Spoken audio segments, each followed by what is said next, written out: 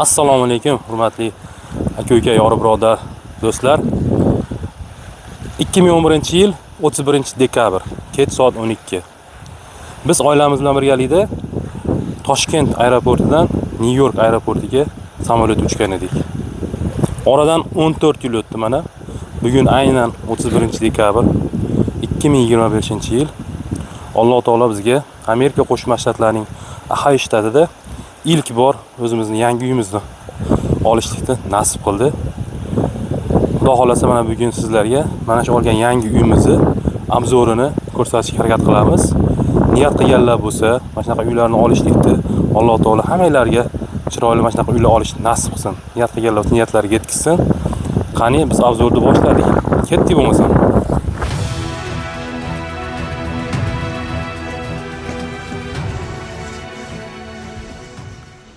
Mana bu uyimizni mehmonxonasi. Ya'ni mehmonlar o'tiradigan joy. Xo'p. Bu tomon uni ofis deyiladi. Tualeti.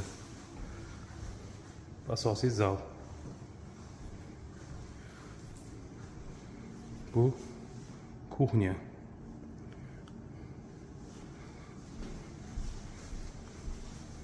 Kuxnyasi orqa tomon.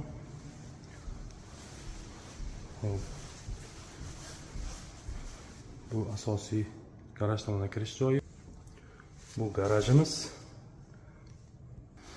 Endi yuqori qavatdagi xonalarni ko'ramiz.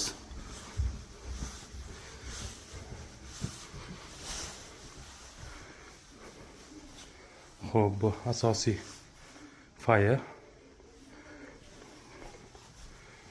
Bu joy mana bitta xonamiz.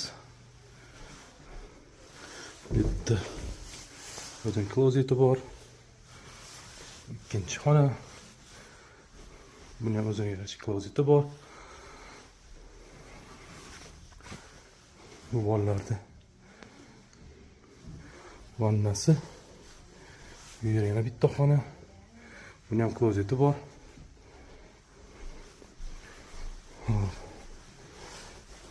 Bu laundry, kir mashina, quritgich. Bu asosiy master bedroom. Eshiklar mumkin.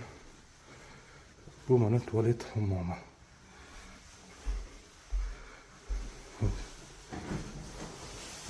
Tualeti. Tomon klozet. Ko'rishinglar mumkin.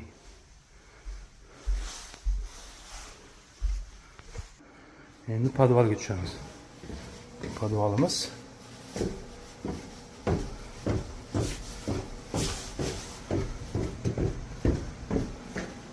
Sheylar mumkin, podval bitmagan.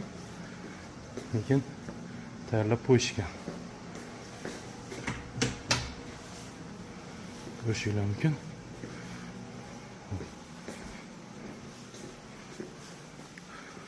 Bu kotyol, mana isitish, sovutish. Bu aşağı issiq suvimiz. 50 gallon. Albatta şu şekilde. Xo'p, mana bu joyda quduq bor. Namgarchilik suvlarni mana shundan tortib turadi. Mana bu namgarchilikni normallashtirib turadigan narsa. Shunaqa gaplar. Hammamizga mana shu uylar nasib qilsin.